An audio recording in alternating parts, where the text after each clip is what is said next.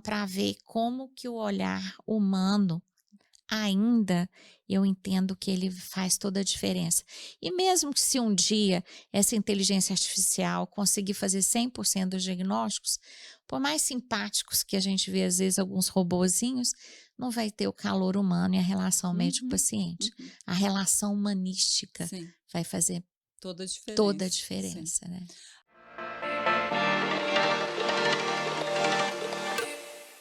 Olá, ouvintes do Dani Talk, sejam muito bem-vindos, para mais um episódio, dessa vez com uma convidada muito especial, que eu já estou aqui há alguns meses nessa tentativa de agenda e, enfim, gostaria de dar as boas-vindas para a doutora Cibele Alves Carvalho.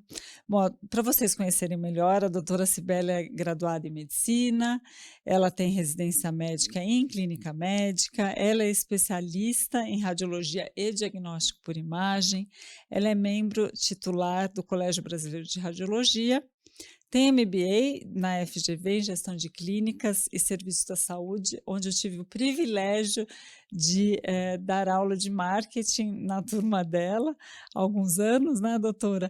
É conselheira também do CRM de Minas Gerais e do Conselho Federal de Medicina, e é radiologista e diretora administrativa técnica da Clínica Scanner. E, atualmente, ela é presidente do Colégio Brasileiro de Radiologia. Bom, e antes de começar o nosso Dani Talks, eu gostaria de apresentar um pouco mais sobre os nossos apoiadores. A YouCare Brasil é uma agência full service na área de saúde, especializada em gestão, marketing e vendas. Tudo isso e muito mais você encontra na agência número 1 da saúde. Conheça mais através do nosso Instagram, @youcarebrasil, ou pelo site youcare.com.br. O podcast Dani Talks também conta com o apoio da Raila do Brasil, um aliado na busca por saúde e bem-estar dentro da sua casa. Eu não fico mais sem o meu aspirador Raila, que traz soluções que fazem muita diferença na minha casa. Um ambiente 100% livre de pó, com tecnologia de filtragem, que limpa e purifica o ar. Qualidade do sono melhorada, promovendo noites mais tranquilas e dias mais produtivos. Proteção contra os desafios do dia a dia, combatendo doenças respiratórias e alérgicas. Conheça mais sobre essa nova tecnologia através desse link e aproveite para ganhar uma higienização do seu colchão com o Dani Talks. Outro apoiador muito importante é a Biologix. Você sabia que 1/3 da população adulta sofre de algum grau de apneia do sono? E o mais alarmante, cerca de 80% dessas pessoas não foram diagnosticadas. E o ronco, ele pode ser um sinal que passa despercebido, mas com a Biologix isso pode mudar. A Biologix é uma health tech brasileira focada em medicina do sono e amparada na ciência, com um aplicativo de monitoramento do sono. Em conjunto com um sensor inovador, eles estão democratizando o diagnóstico e tratamento dos distúrbios do sono. Utilizando tecnologia de ponta, desenvolve os próprios sensores, algoritmos e plataforma, e através do Dani Talks você pode realizar gratuitamente, através desse link, o seu teste do ronco. Saiba mais em biologix.com.br. O View Studio é uma produtora audiovisual com mais de 11 anos de experiência em vídeos e transmissões ao vivo. Do planejamento à produção, oferecem tudo o que a gente precisa em um só lugar. Saiba mais em viewstudio.com.br e confira o nosso podcast no View Studio.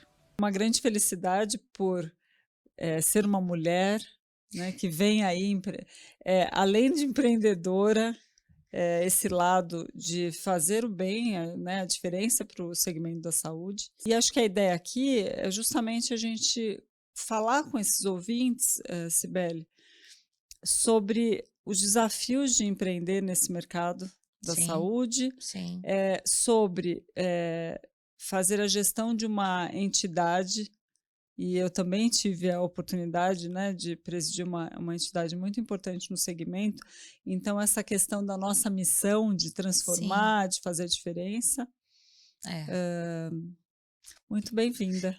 Muito obrigada, Dani, pela oportunidade, né, minha professora, né, olha que coisa chique, me É, deu aula na Fundação Getúlio Vargas, lá em Belo Horizonte, na sim, Associação sim. Médica, e foi muito bom, foi muito proveitoso para mim. Uhum. Eh, a gestão caiu no meu colo de uma forma, assim, muito não era o aguardado, não era uma coisa que eu almejava, que eu planejava, eu sempre tive um lado muito assistencial, permaneço nesse lado assistencial, eu acho que eu tenho dificuldade de abandonar esse lado Uhum. assistencial, porque eu acho que quando você, mesmo em cargo de gestão, você tem que estar ainda mantendo a questão da assistência, porque você está percebendo tudo aquilo que está acontecendo, porque o mundo muda, a medicina também vai mudando, né? Sim. E as pessoas vão mudando ao longo dos anos, então hoje a relação médico-paciente, ela é um pouco diferente da relação médico-paciente que eu tive quando formei há 31 anos, né.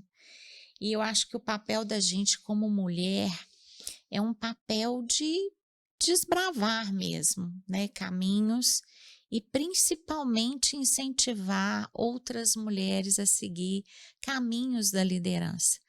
Eu comecei essa questão minha da gestão, olha só, eu fiz clínica médica, trabalhei 10 anos com clínica médica, urgência e emergência, adorava urgência e emergência. Uhum. Não tinha muita paciência para consultório e eu durante num serviço, na periferia de Belo Horizonte, de alta periculosidade, a gente conseguia fazer uma diferença de ter uma boa relação, de fazer uma boa medicina lá. Tinha um grupo de médicos que eu tenho muita saudade daquele convívio, sempre pessoas, né, um atendimento exclusivo do SUS, Uhum. e meus colegas, talvez pela forma como eu agia, como às vezes eu tomava algumas dores, vamos dizer, do corpo clínico, resolveram me colocar me eleger como diretora clínica dessa UPA, né. Uau! Então, serviço de urgência e emergência numa periferia, E de alto índice, repente ainda um cargo tão um cargo desafiador. e um primeiro cargo Uhum. dentro da prefeitura. Eu Sim. lembro a gente chamando o conselho regional de medicina para participar daquele evento, porque os conselhos eles são Uhum. muito atuantes em relação à responsabilidade, né, médica dentro das Sim. instituições de saúde, que é muito importante, Uhum. né. E aí estava eu lá, né, fui reeleita e acabou que como eu estava tentando conciliar as 2 coisas, a Uhum. radiologia com a clínica médica, mas aí eu me tornei mãe, né, tive uma gravidez um pouco difícil da minha filha, tive pré-eclâmpsia, ela nasceu prematura, e acabou que eu tive que caminhar, né, Uhum. e aí eu falei: "Não, agora acho que é o momento de abandonar essa paixão, né, da clínica médica, da urgência e da emergência Sim. e me dedicar mais à radiologia". E dentro da radiologia, eu gostava de tudo, e aí tudo que aparecia para mim, todos os caminhos que apareciam para mim, eram mais relacionados à imagem da mulher, principalmente mama, né. Uhum. Então hoje eu faço muito a radiologia mamária e trabalho muito, infelizmente, com a questão do câncer de Oncológico. mama, Aham. né, da oncologia. Mas estou feliz, né, e é minha paixão também. E esse meu trabalho junto da clínica médica me fez ser levada ao Conselho Regional de Medicina Uhum. por uma representação feminina no SUS da urgência e emergência da prefeitura de Belo Horizonte. E eu fui para o conselho, depois automaticamente eu passei a ser uma representatividade dentro da radiologia. Pela minha atuação dentro do conselho, a Sociedade de Radiologia de Minas resolveu me convidar a participar. Minha paixão sempre foi defesa profissional. Uhum. Sempre eu tive aquele viés de diretora clínica e não de diretora técnica.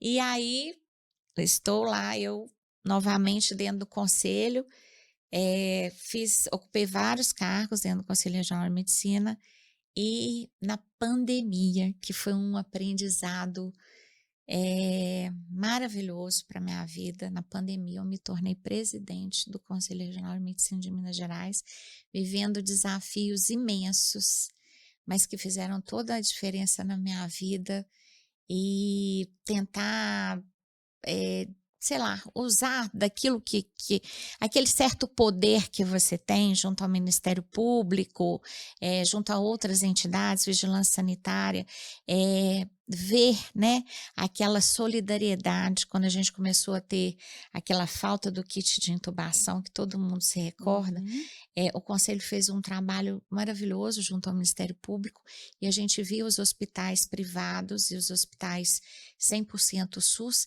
se abraçarem, um emprestando material para o outro. Então, assim, o que a Um gente senso de vi é, colaboração ali, o né? que a gente viveu, e eu falo, sabe, Dani, por que que eu sou tão defesa profissional?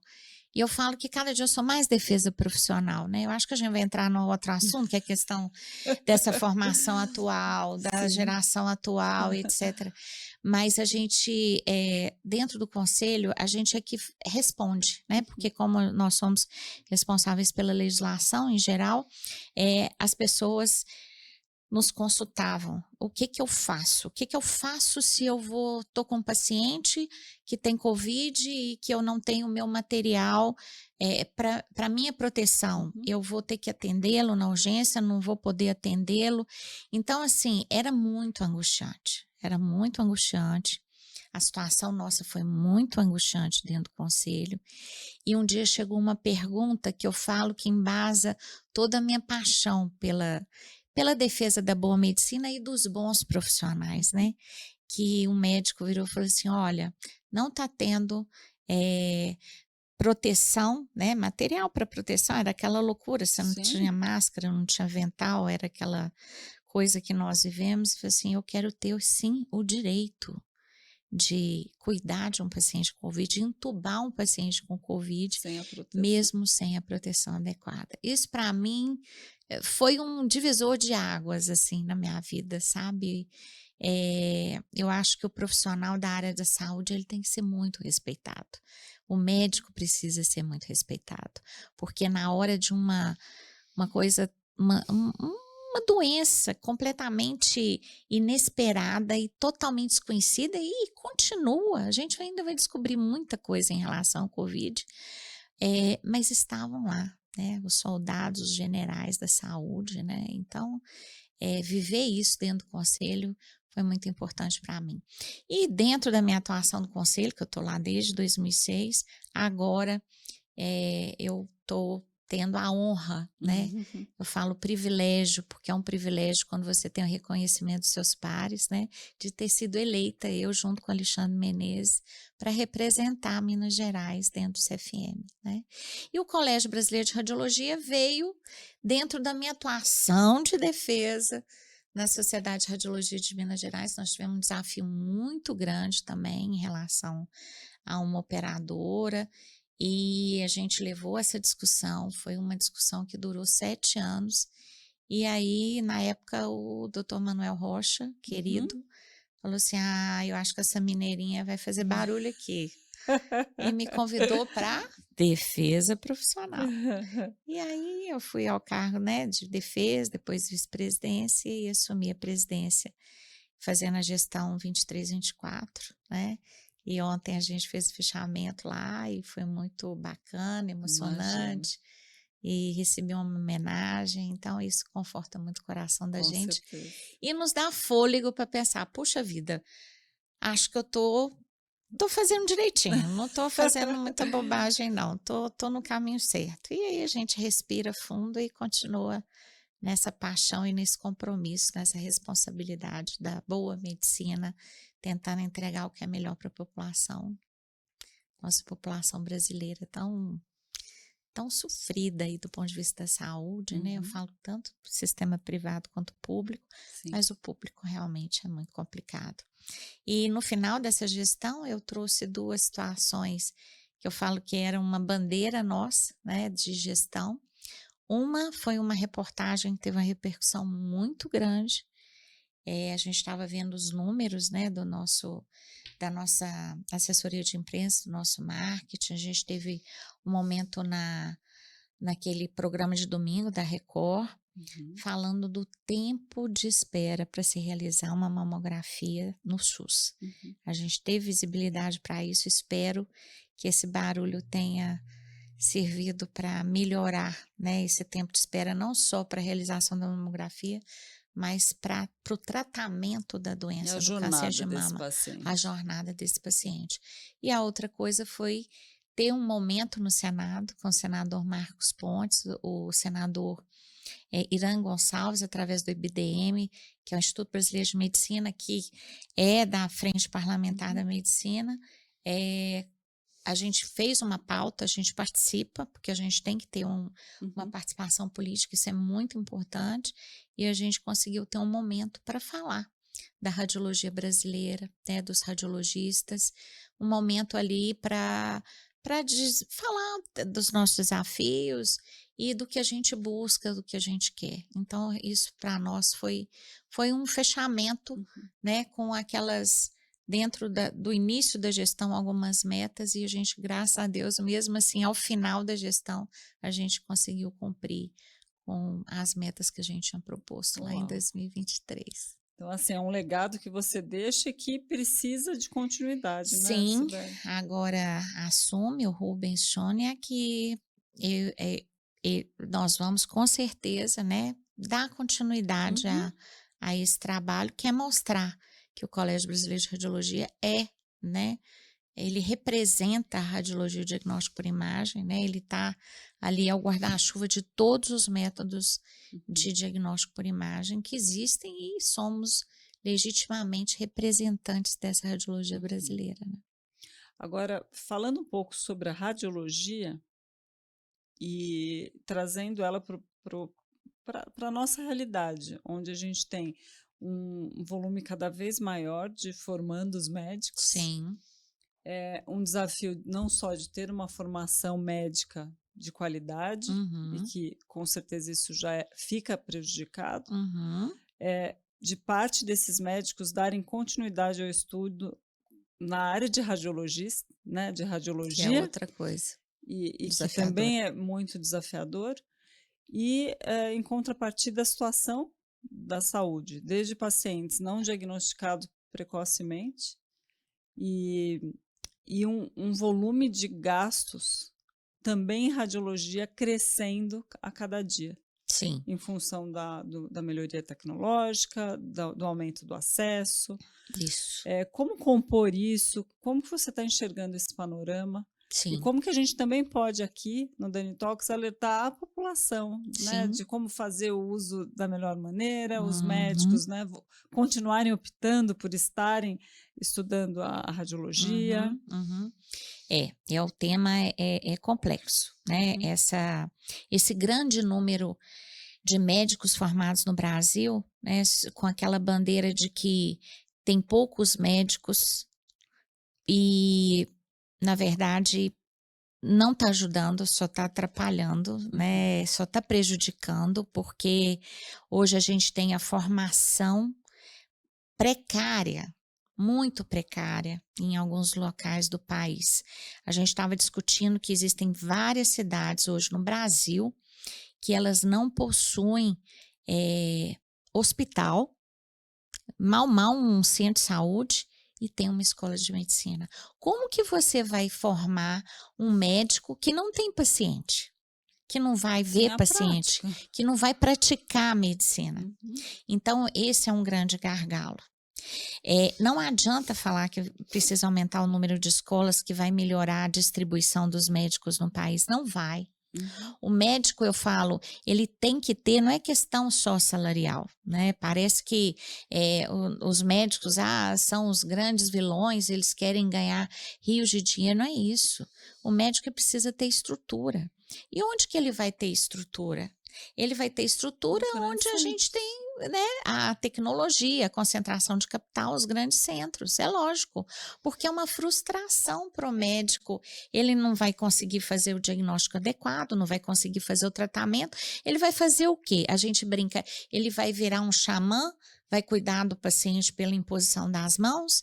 A gente teve situações assim, na época que o programa Mais Médicos, que houve aquela questão, né, da saída dos cubanos e um fluxo maior dos médicos no Brasil, Uhum.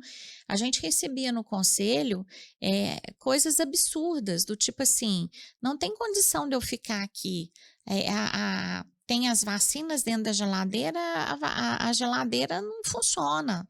Então, assim, é o mínimo do básico que a gente Uhum. precisa, porque não adianta ter ali simplesmente o médico, o enfermeiro, o técnico de enfermagem, tem que ter mais coisas, né? Uhum. Então, precisa ter uma melhoria da gestão. Uhum. Eu não tenho que ter um hospital em cada lugar, mas eu tenho que ter uma rede assistencial onde eu tenho uma cidade pequena que não precisa ter um hospital, porque aquilo ali é só Uhum. confusão, é prejuízo, né, para a prefeitura sustentar.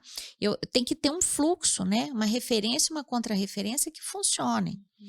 Então, agregado a isso, a esse grande número de faculdades com essa formação, e daí a luta do Conselho Federal de Medicina e da Associação Médica Brasileira e do sindicato em geral, que é levar a questão do PL da proficiência para frente, igual a gente teve Uhum. agora, recente essa semana, a aprovação, né, junto do Senado.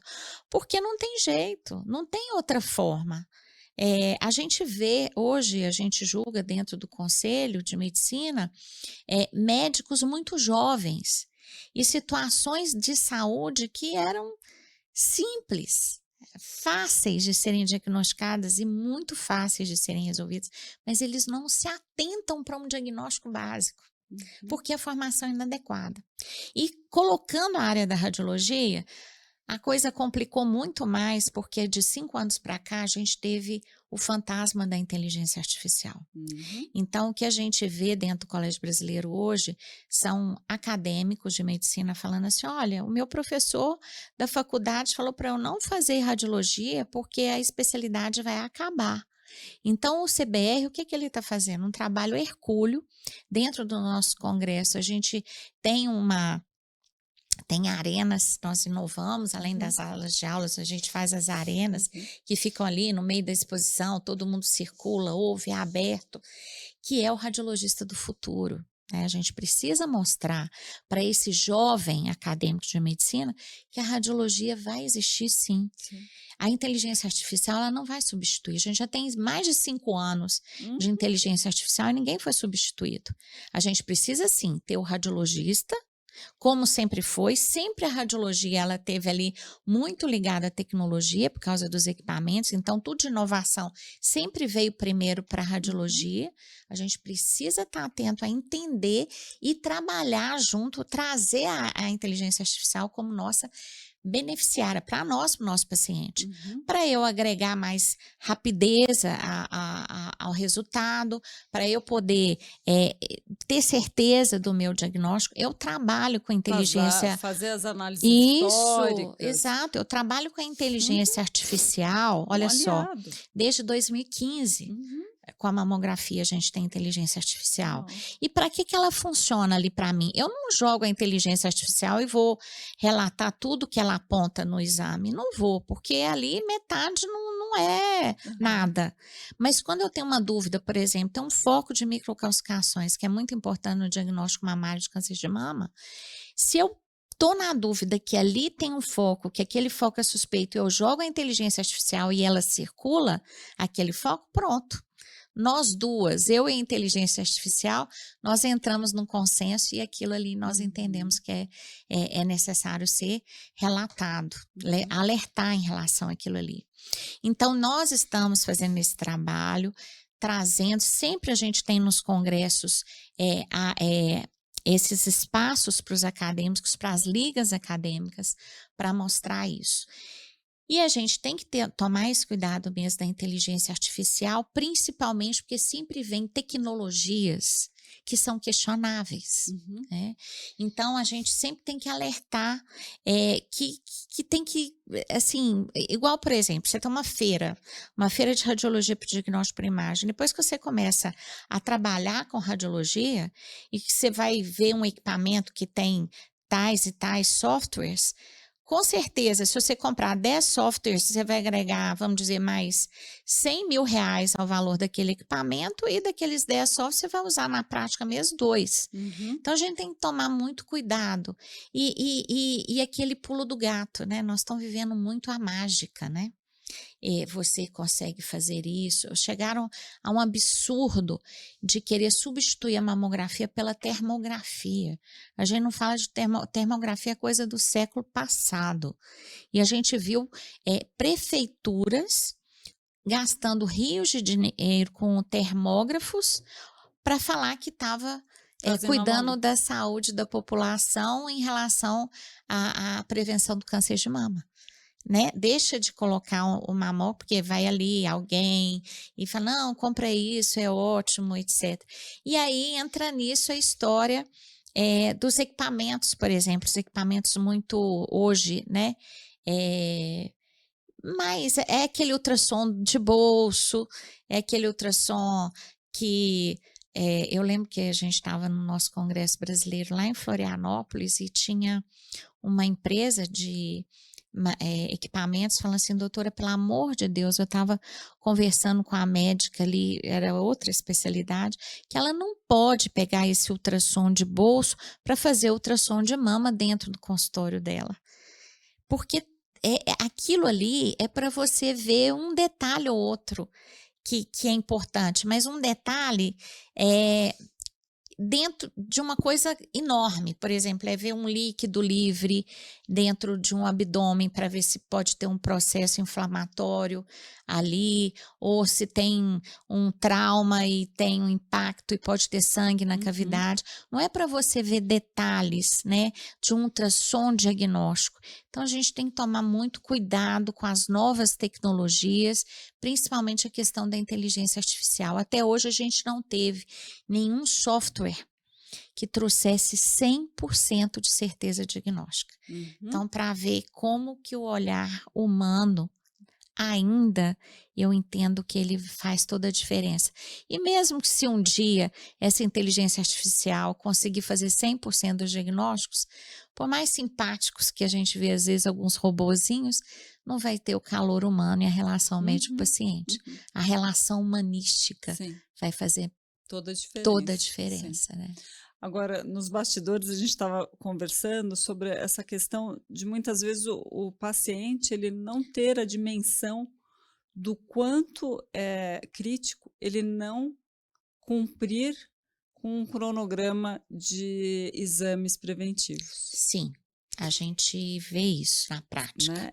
E aí eu queria que você desse quero que você dê esse panorama, até porque o que muitas vezes, assim, eu gosto de falar que existe vida depois de um resultado de mamografia, porque muitas vezes a gente fica muito tempo sem contato com essa clínica de imagem, porque realmente eu vou fazer isso só no próximo ano. Só que passa tão rápido e a gente esquece, a gente não coloca na agenda, muitas vezes a gente não é relembrado ou lembrado e você, né, até tem todo esse cuidado na clínica. Exato. O que a gente fala, Dani, ainda junto daquele problema, né, da pergunta anterior, a gente tem um grande número de médicos formados, as relações, o tempo, muitas vezes é exíguo para o atendimento à população, que é uma população que demanda, né?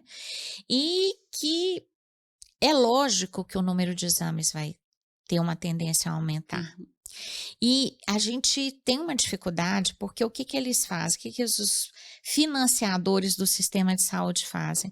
Ao invés deles se empenharem em protocolos para poder entender que aquele paciente não precisa fazer determinado exame com uma frequência de 6 meses, ou que ele não precisa fazer um raio-x, um ultrassom e ressonância, um daqueles 3 métodos vai ser satisfatório.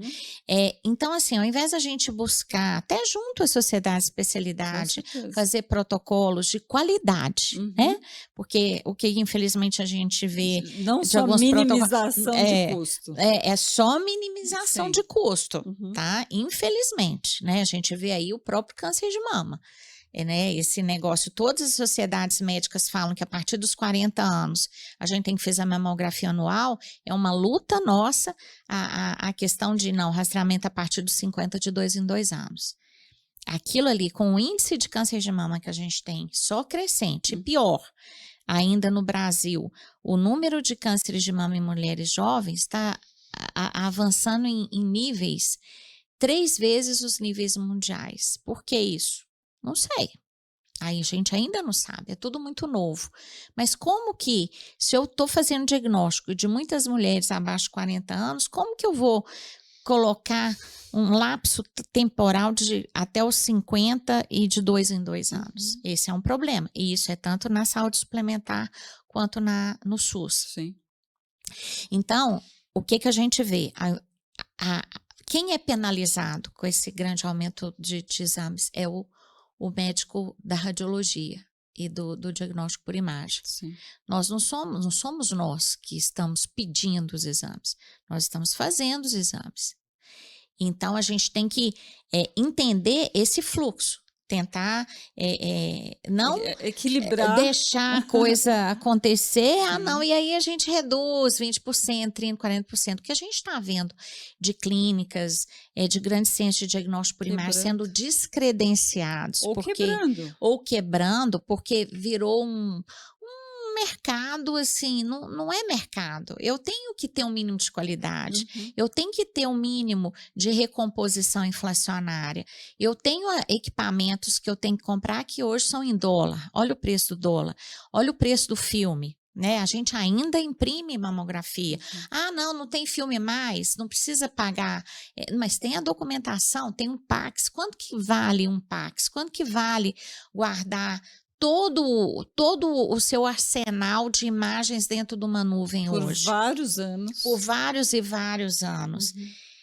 Então, eu acho que tudo isso está precisando de equilíbrio. Sim. Nós fizemos uma campanha dentro do CBR de valorização da nossa especialidade, que a gente colocou RAD, porque todo mundo é cardio, né? Cardiologista é cardio. Aí a gente falou, não, radiologista é RAD. Foi uma ideia do nosso marketing brilhante.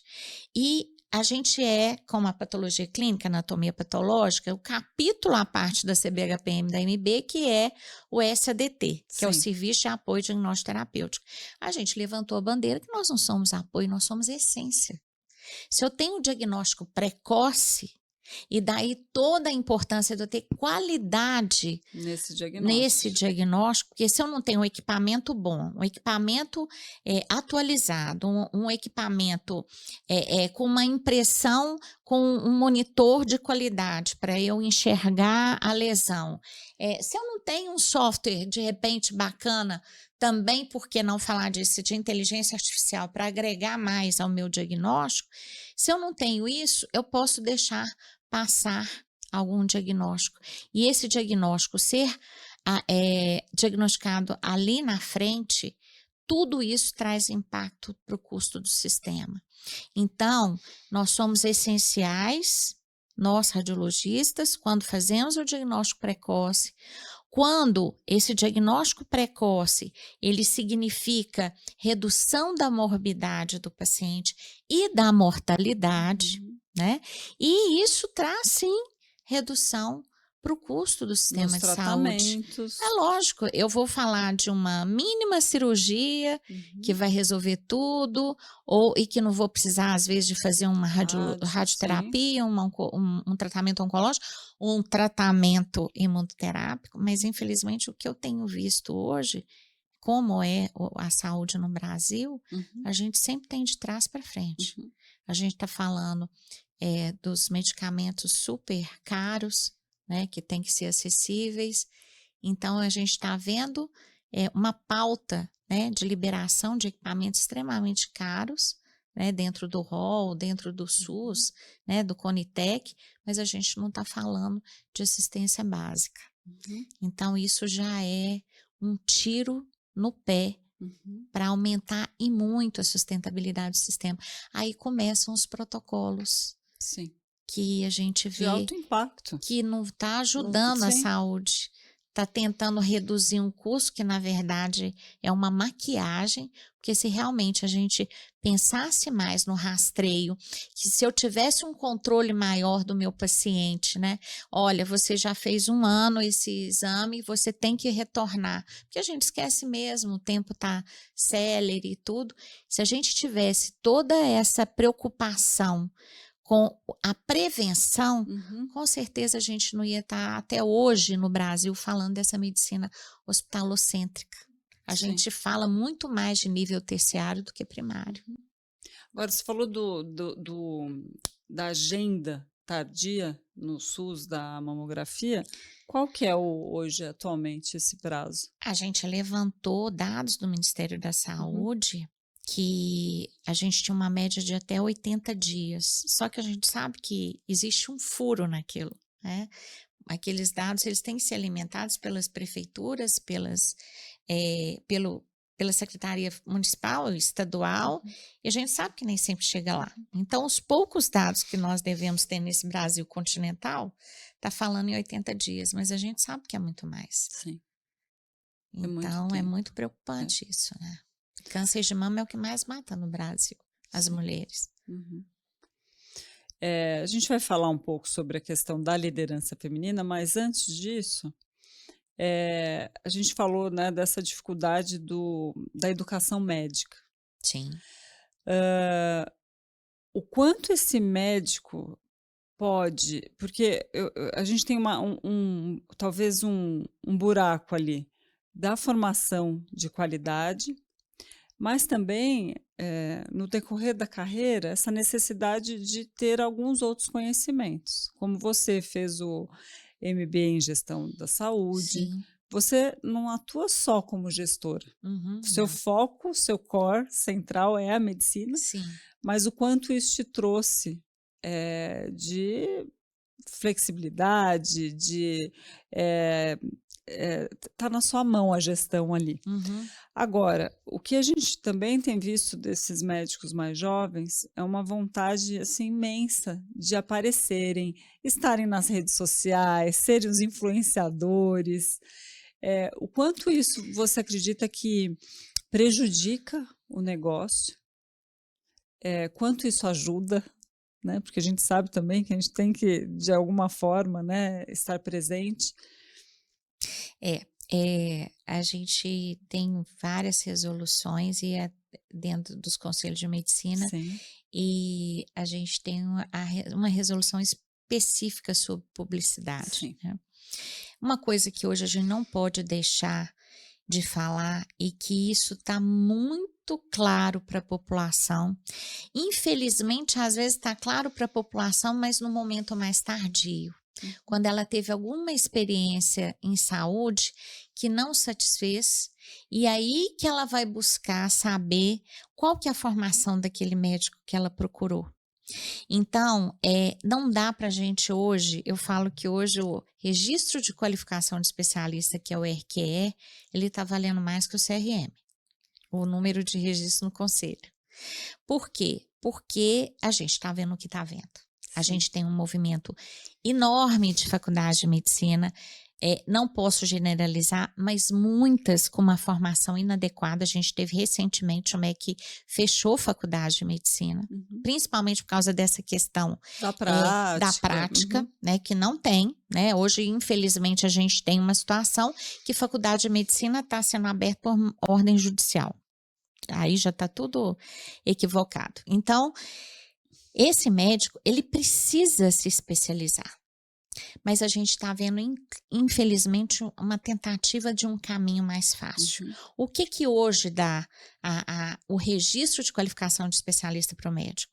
São 2 caminhos. Ou ele faz uma residência médica credenciada pelo MEC, Uhum. e, infelizmente, a gente está vendo cada vez uma procura menor por Uhum. vagas de residência. Eu já tenho um desequilíbrio imenso do número de De vagas faculdades e aqui, as vagas de vagas, e residência. as vagas de residência Sim. lá embaixo. Então, eu acho que isso gerou um contrafluxo. Ao invés da gente tentar aumentar o número de vagas, eu tive inúmeras vagas de residência Brasil afora fechadas pelo MEC, porque ninguém ia lá para poder se habilitar a entrar Uhum. naquela vaga. Sim. Então, eu tô tendo um caminho e aí vem uma outra coisa, né, a educação hoje virou um mercado muito atrativo. Então a gente tem pós-graduações de todas as formas e também de qualidades questionáveis. Cursos rápidos que Cursos os rápidos. próprios médicos, né. Sim, e aí coloca lá, pós-graduação autorizada pelo MEC. E na hora que a gente vai ver se é autorizado pelo MEC, é uma autorização, às vezes, de papel, não tem aquela inspeção do que é que vai ser de Uhum. verdade. Então entra de novo o papel, do Colégio Brasileiro e da Sociedade de Especialidade, porque a gente tem os 2 caminhos, ou vai ser residência, ou vai ser a pós-graduação, que na verdade é a pós-graduação estrito sensu, não é a lato sensu. Uhum. Então são as especializações muitas vezes já, credenciadas pela sociedade de Uhum. especialidade, a sociedade de especialidade vai lá, avalia, ok, essa especialização é de qualidade, pode continuar. Ele vai fazer o treinamento dele, que é muito semelhante com a residência médica, e depois ele vai submeter a uma prova dentro da sociedade de especialidade, que vai conferir a essa pessoa o título. Então eu, como paciente, eu poderia fazer essa checagem antes? Tudo. A gente tem hoje Hã. aberto, né, a gente tem, tanto dentro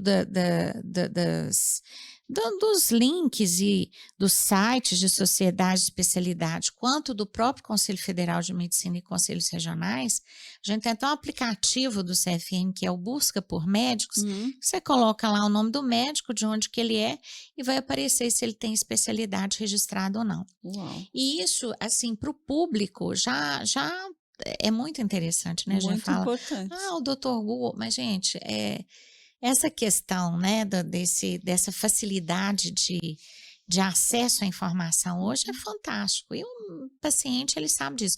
Eu só acho que ele tem que se adiantar mais. Uhum. Ele tem que buscar isso antes dele procurar o profissional, não depois que ele teve alguma dificuldade, alguma insatisfação naquele tratamento, que ele às vezes segue esse caminho. Ele vai, descobre que não tinha especialidade, e o que que faz? Denuncia no conselho.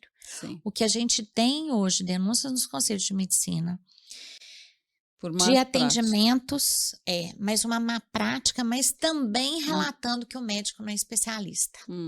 interessante. Então, assim, mudou esse perfil. Aham. Hoje a gente tem uma população que é muito mais consciente do que ela está Hum. fazendo, né. Então a gente, tem essa preocupação da questão de se procurar cada vez mais, tanto a sociedade de especialidade, se atentar a essas especializações, quanto, essas residências médicas, que também não é só o fato, é residência médica e tal, a gente tem que estar atento também à Uhum. qualidade delas, o colégio fica atento a isso, né.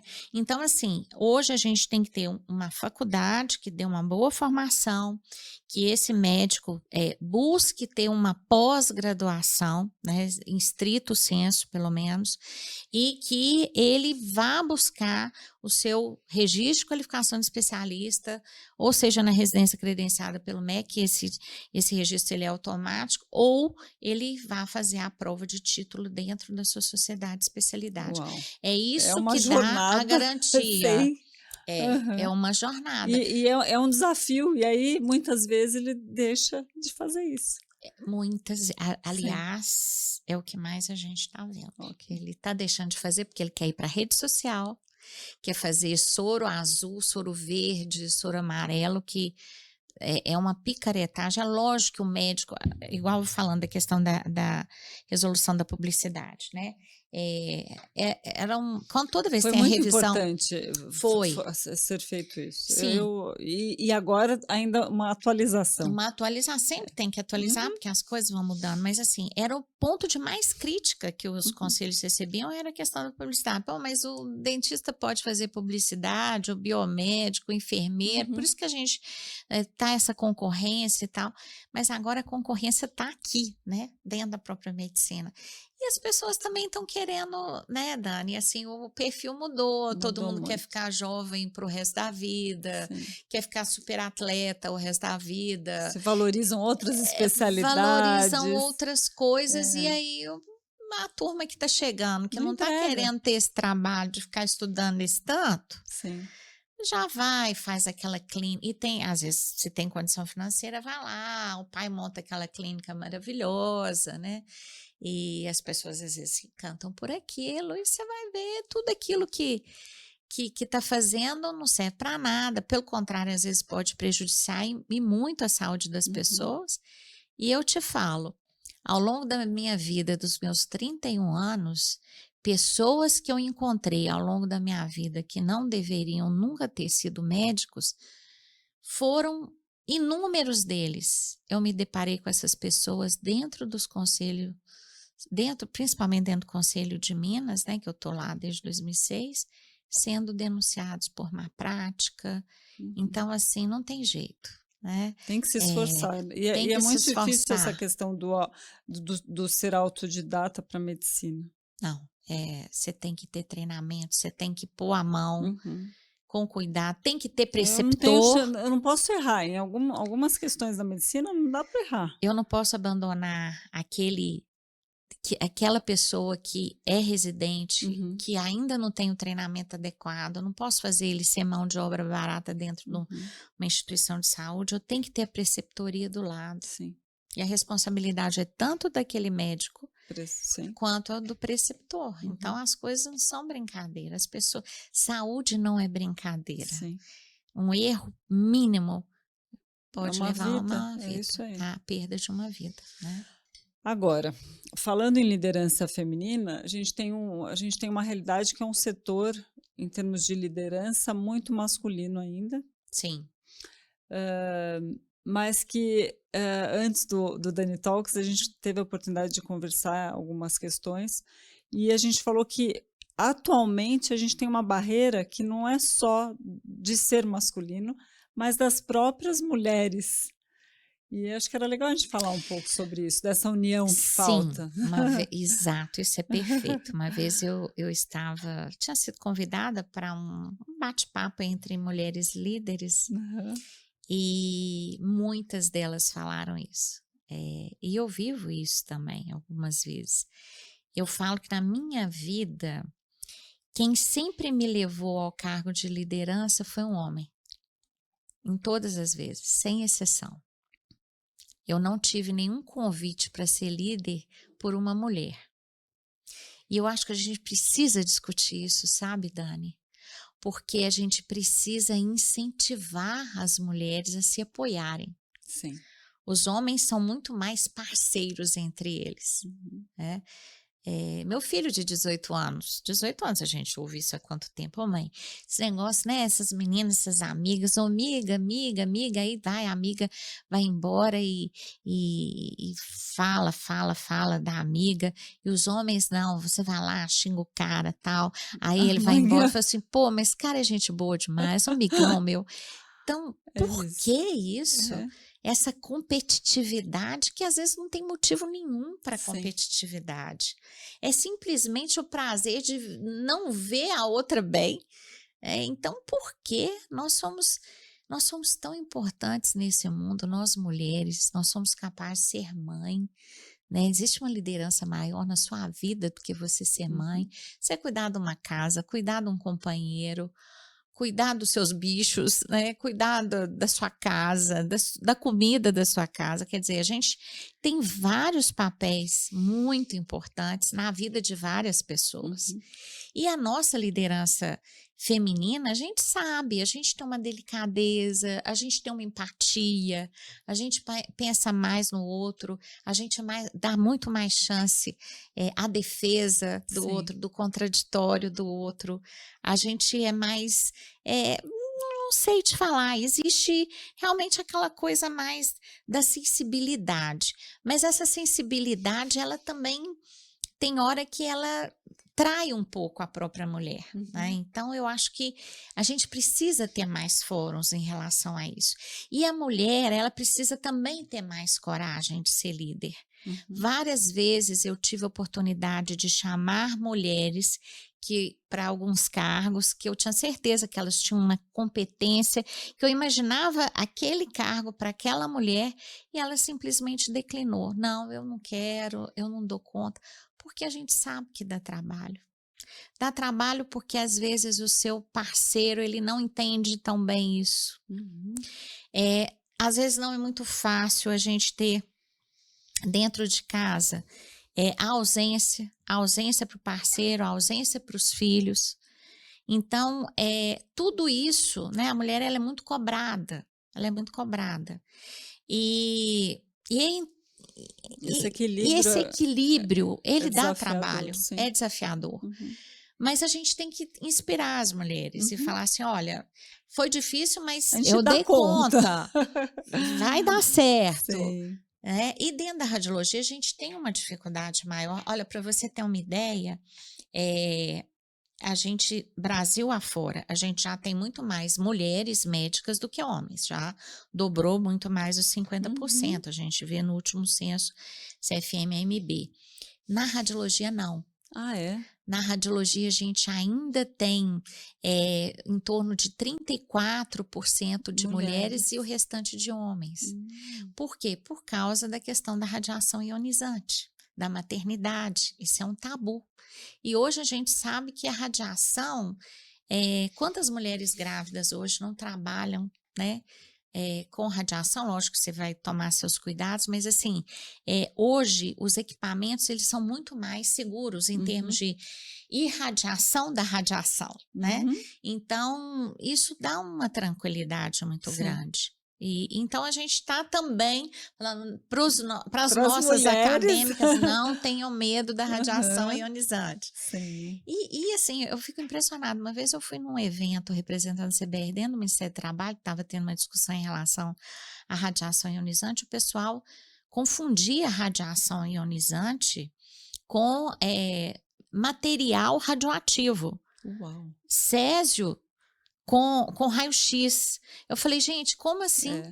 Então era questão, eu lembro do raio-x móvel, que ficava o raio-x, e eu lembro uma pessoa diferenciada falando um absurdo aquele raio-x móvel ali no canto, gente, desligado, com roupas penduradas, recebendo radiação, tá desligado, ninguém apertou o botão, não é um emissor de radiação. Sim. Então, assim, até hoje, É a educação a que radiologia para pessoas que são da área. letradas e Aham. muitas vezes colegas médicos, eles não entendem. Eu Aham. estava perguntando, o paciente foi fazer um ultrassom de mama comigo, 43 anos. Eu falei, você nunca fez mamografia? Não. Falei, mas por quê? Não, porque minha médica falou para eu não fazer, porque eu não estava porque eu ainda estava amamentando. Eu falei, amamentando. Aí eu pensei assim, será que é porque vai ser difícil, vai ficar mais densa a mama, Uhum. pode ter cistos, né, nódulos de leite, vai piorar a interpretação da imagem, o que que é? Ela falou assim, não, ela falou que é para não ter risco de passar radiação para o leite do neném. Falei, não estou acreditando numa coisa dessa. Então existe ainda um preconceito enorme Nossa, eu nunca com a tinha nossa ouvido falar especialidade. isso. Nem eu, Dani. Mas Que existe, grave. tá? É E eu muito tenho sério. ouvido as coisas de uma forma, tá? E aí eu te falo, né? Esse médico mal formado em faculdades que não tem. Na minha época, eu fiz o FMG. E ele tem tanta coisa para aprender, Ele tem tanta coisa para aprender dentro da não vai faculdade. aprender que não tem radiação. Eu fiz o FMG e eu tive muita dificuldade. Eu tive, assim, conto nos dedos as aulas de radiologia que eu tive. Uhum. Ultrassom eu nem imaginava que existia. E hoje, Sim, é. que a gente não tem um básico sendo dado nas escolas, vai chegar na radiologia, é mais fácil falar, não, esse negócio aí não precisa de ter não, porque a inteligência artificial vai chegar e não vai existir isso mais. Aí pronto, acabaram os radiologistas do Brasil afora. Inacreditável. Inacreditável. E aí você vê também, a gente acabou falando, não tanto, mas esse crescimento de algumas subespecialidades que o radiologista também ele está buscando, né? Então é o radiologista que vai avaliar se o preenchimento do glúteo está correto, vai ajudar um dermatologista. A gente tem as modas, né? Sim. Que são importantes. Aham. A moda do mundo é a estética. Aham. A moda da rede social é a estética. É o que vende, né, É o que essa vende. Aí, promessa. uma das maiores lutas do CBR hoje é o Hã. ultrassom, porque o Hum. ultrassom virou terra de ninguém. E O altamente dependente do médico. altamente dependendo do médico, porque o ultrassom, ele é examinador dependente. Isso. Eu não tenho um exame de estático. Eu tô ali. Como a E tomografia. outra, o ultrassom é dificílimo. O pessoal vira e fala assim: o point of care vai ser o quinto, o ultrassom vai ser, a gente tem ausculta, a gente tem palpação, então nós vamos ter agora a insonação. Eu falei, gente, pelo amor de Deus, não compara o ultrassom com um estetoscópio, por favor, não, por gentileza. Eu falei isso dentro do Conselho Federal de Medicina, numa reunião conjunta da Sociedade de Medicina Intensiva com a Sociedade de Emergência, porque a gente estava discutindo conceituação de point of care. Point of care é um tipo de ultrassom que você vai no ponto.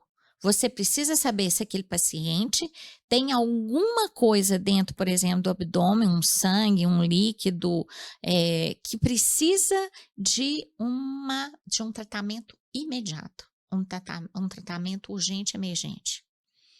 E aí o pessoal começou a buscar esse point of care, como igual eu estava comentando, né? A colega que quer levar o ultrassomzinho para fazer ultrassom diagnóstico de mama, não vai conseguir fazer, Uhum. e etc, etc. Então, o ultrassom hoje, ele está super invadido, principalmente pela enfermagem, é uma luta nossa, principalmente pela fisioterapia, e não é reserva de mercado, Dani. O que nós estamos falando, você tem horas de treinamento. Não dá para uma pessoa que não tem aquilo, no mínimo, que é o treinamento dela curricular dentro de uma faculdade, sair fazendo ultrassom dermatológico. O ultrassom dermatológico é uma das coisas mais difíceis que existem. Uhum. Sempre foi. Dermatologia, as lesões dermatológicas já são difíceis. O ultrassom dermatológico é difícil. Você tem que ter um profissional habilitado, treinado. E aí, junto com a questão diagnóstica, vem a questão aí estética dos preenchedores. A gente tem preenchedor que é ok, tem preenchedor que não é. Vamos lá. Sexta-feira passada, a manhã inteira, a Anvisa, junto com o Conselho Federal de Medicina, para discutir o PMMA. A gente caçou recentemente um médico que aplicou PMMA na paciente. É um negócio que você não consegue tirar. Essa paciente teve uma septicemia e morreu.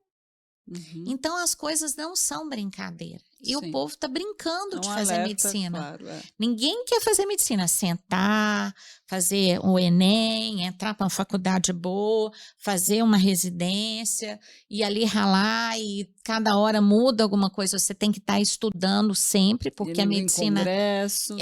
ela está movimentando ainda Sim. mais com a questão da impactação, do impacto tecnológico, né? Isso aí está provocando a gente. Você tem que aprender a mexer com Uhum. tecnologia, mas isso dá trabalho. É Sim. melhor fazer de qualquer jeito.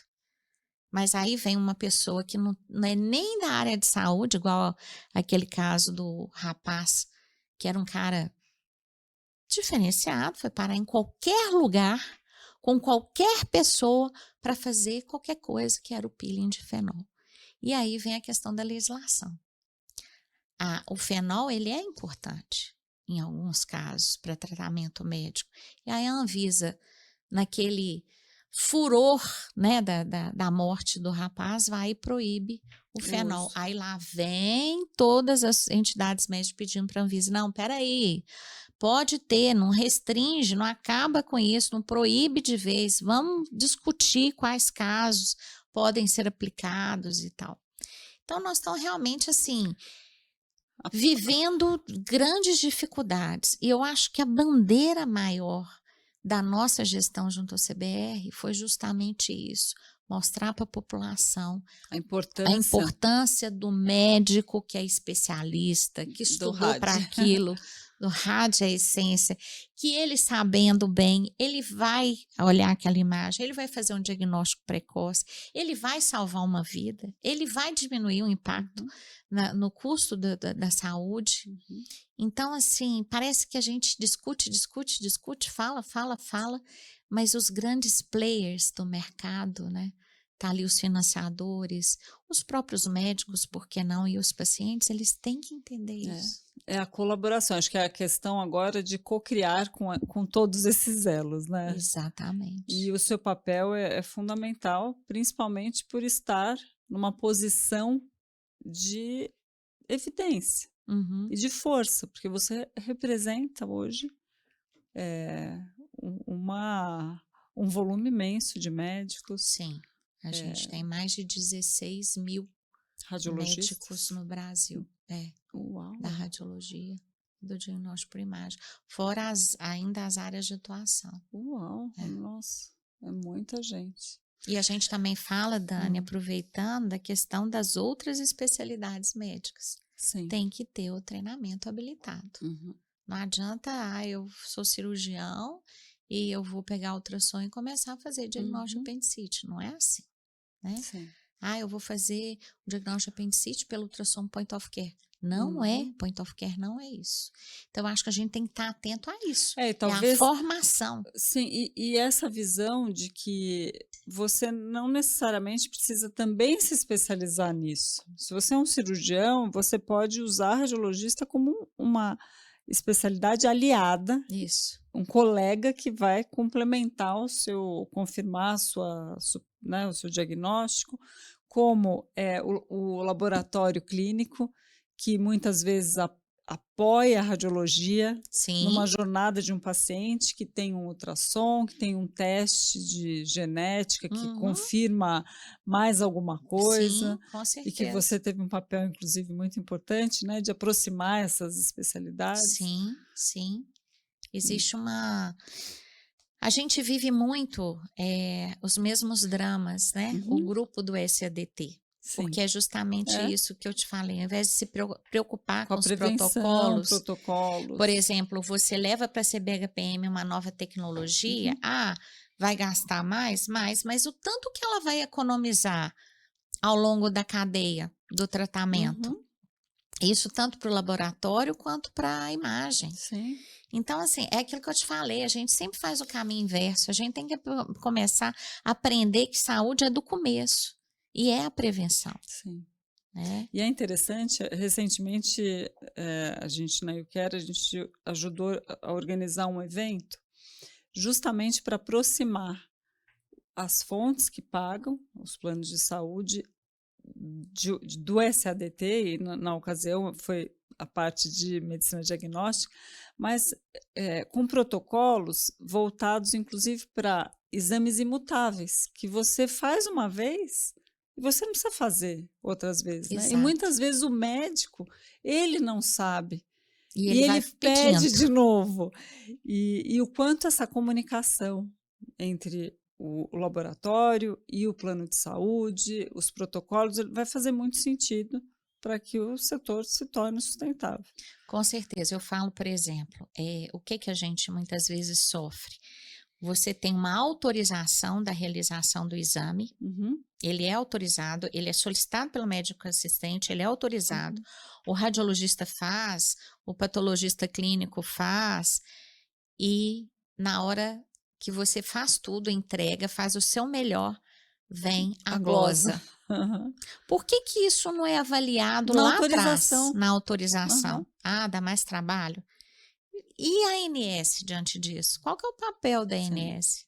E é interessante que isso foi discutido e não vou comentar, mas um dos convênios ele Uhum. trouxe que o desafio é muito de tecnologia para melhorar esses processos e poder ser feito prioritariamente, com antecedência, essas análises. É. E a Então acho que assim, economia? o setor ele está se movimentando, Aham, mas precisa precisa. existir esse sentido de colaboração e não de culpa, né, porque chega ali no Isso. final, É, glosou, né, não é é. não é assim. Tem que colaborar, tem Tem. que ter mais fóruns Uhum, de conversas, porque com senão vira certeza. briga, Sim, sim, né. E o prestador, o médico, infelizmente, ele é que mais é caluniado, vamos dizer sim, assim, ele está no meio, é. né, ele está no meio entre a operadora, o SUS e o Uhum, paciente. sim. O paciente ele vai em cima do médico, do prestador, ele Uhum, não vai em cima da uhum. operadora.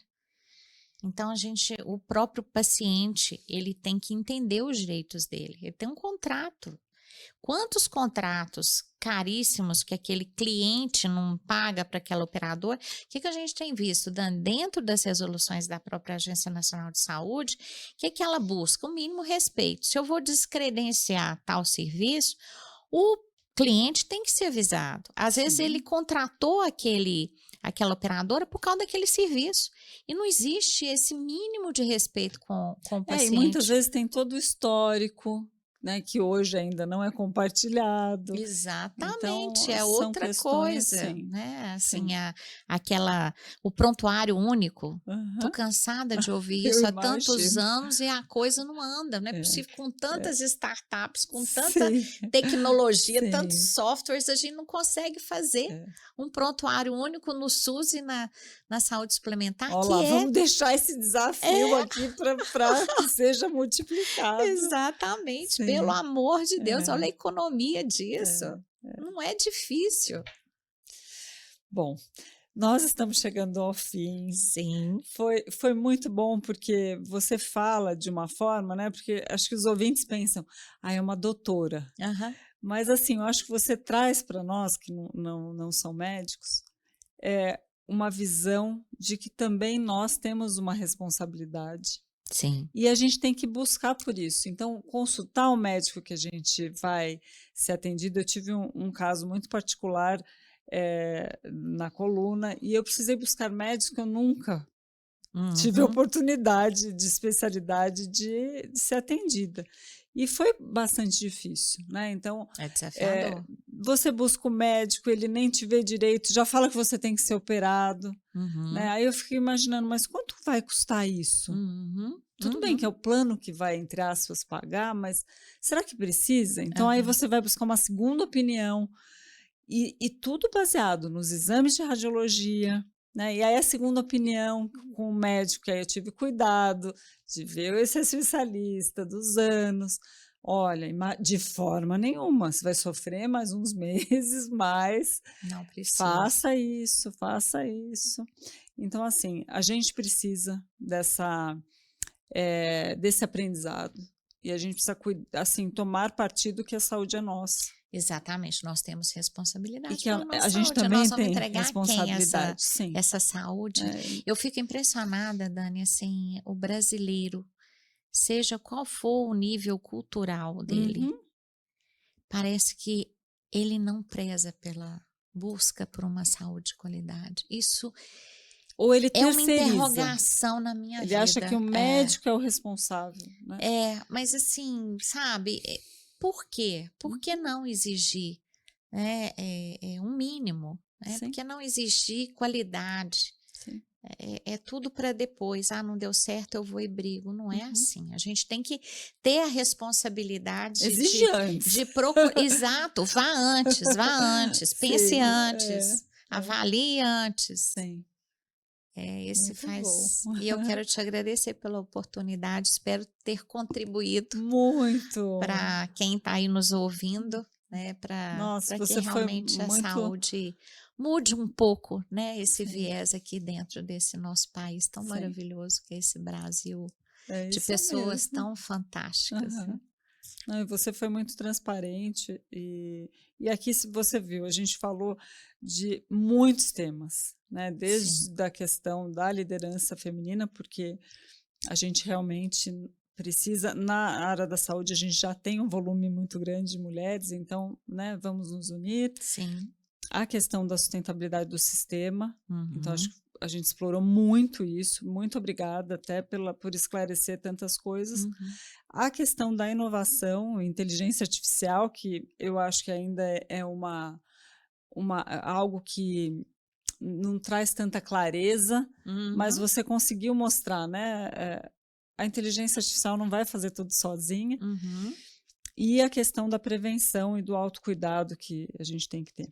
Agora, uhum. para finalizar, Aham. eu gosto muito de resgatar o que esse convidado ele acredita, e eu falo: "Se você fosse capa de uma importante revista, qual seria a sua frase que fala muito sobre o que você é, o que você acredita?".